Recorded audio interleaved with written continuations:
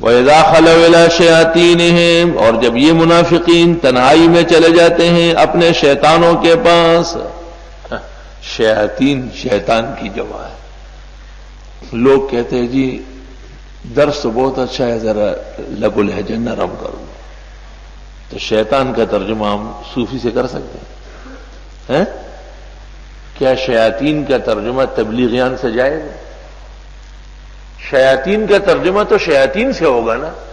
شر کے سرغنے، فساد کے ذمہ داران، ہر باطل فرقہ اور اس کے ارکان اور امیر قرآن کہتے ہیں شیاطین ہے. ہر باطل فرقہ اور خلاف اسلام جماعت. اور یہ معیار بالکل آسان ہے. اس کہنے کی ضرورت نہیں کہ میں کہوں کہ میں اور میرے اساتذہ اور میں اور ہمارا مسلک. میں کہتا ہوں اہل سنت والجماعت. اور اہل سنت والجماعت کن کو کہتے ہیں؟ جو عقائد و اعمال میں پیغمبر کی سنت اور صحابہ کی جماعت کے پابند ہو. اور وہ شرقاً غرباً ایک ہی جماعت دنیا میں دوسری نہیں ہے. فرقہ واحدہ ہے وہ جو ناجیہ ہے. لوگ حق کی تعین میں سرگردان ہیں. انہیں معمولی سا کوئی اختلاف کہیں نظر آ جائے تو پریشانی کے شکار ہو جاتے ہیں. آخر کسی دکان سے کپڑا لیتے وقت بھی تو تحقیق کرنی پڑتی ہے کہ اس اتنی بڑی مارکیٹ میں 100 دکانیں ہیں، اچھا مال اچھے نرخ سے کون دیتا ہے؟ 2 3 4 افراد سے آپ مشورہ کر دیں تو دین کی حقانیت جاننے کے لیے کوئی تحقیق کی ضرورت نہیں.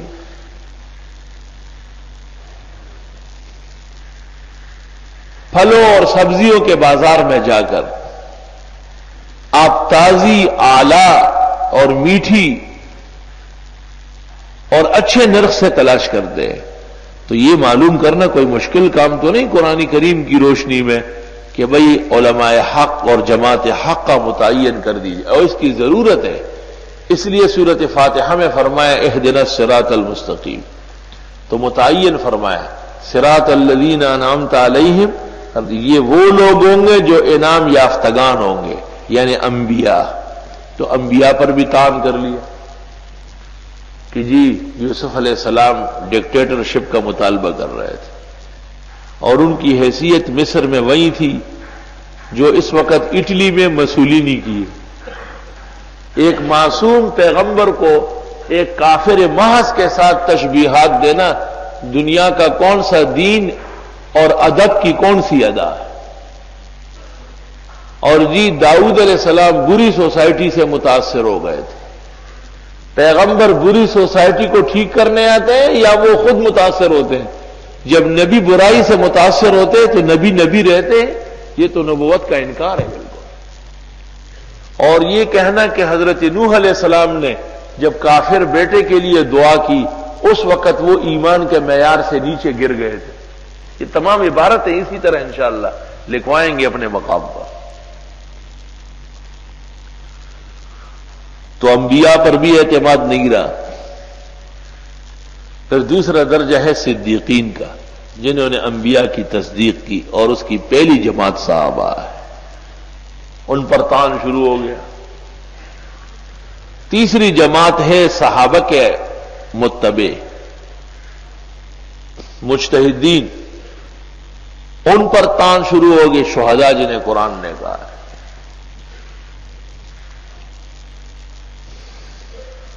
کہ جی عمر ابن عبدالعزیز بھی اپنی تحریک میں کامیاب نہیں ہوئے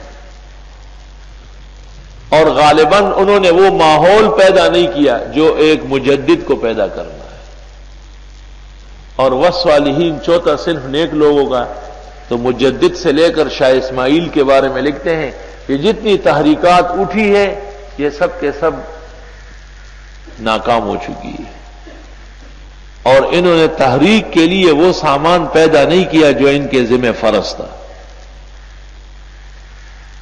اور پھر آگے جملہ سنا ہے، وقت پکار رہا ہے، اسلام تقاضا کرتا ہے، چیخ چیخ کے کہہ رہا ہے کہ کوئی جماعت آئے اور اس کا کوئی بانی ہو اور وہ ان تمام ذمہ داریوں کو درست کر لے، یعنی جماعت اسلامی اور مودودی صاحب، یہ حق ہے، اور نہ شاہ اسماعیل برحق ہے، نہ مجدد برحق ہے، نہ عمر ابن عبدالعزیز برحق ہے، اور نہ صحابہ اور انبیاء طعن سے محفوظ رہے۔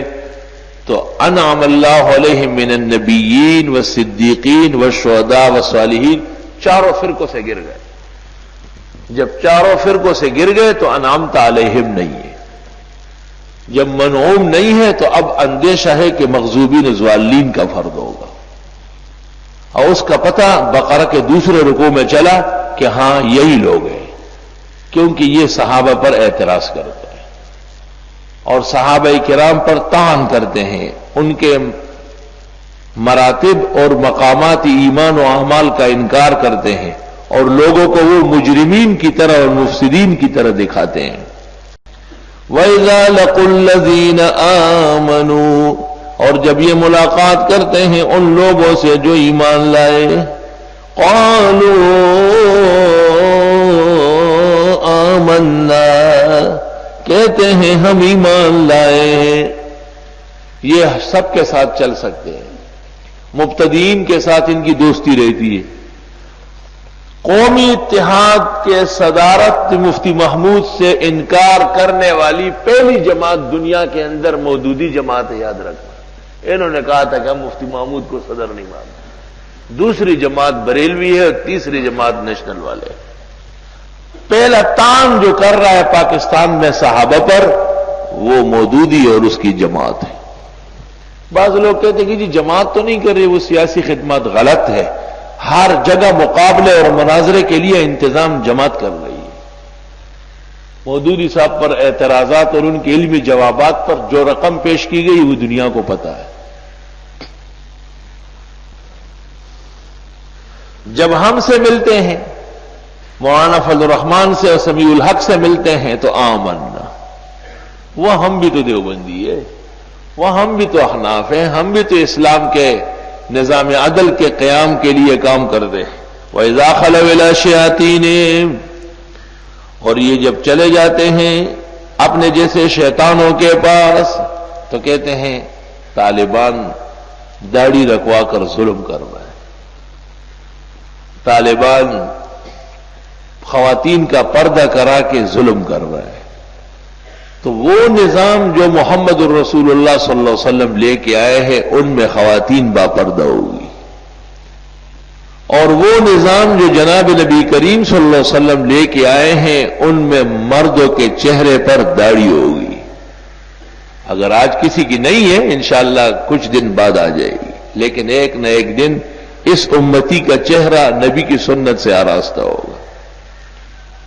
ہمارے ہاں چونکہ قوت نہیں ہے، اس واسطے ہم زبانی کلامی امر بالمعروف نہی عن المنکر کرتے، اور اسلامی حکومت کا فریضہ ہے کہ وہ اسلام کے احکام پوری جبلت کے ساتھ تسلیم کرائے۔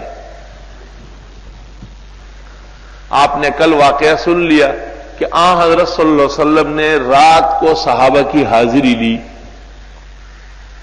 رات کو اصل نیند ہے یا اصل نفل ہے؟ رات تو اللہ نے نیند کے لیے پیدا کی۔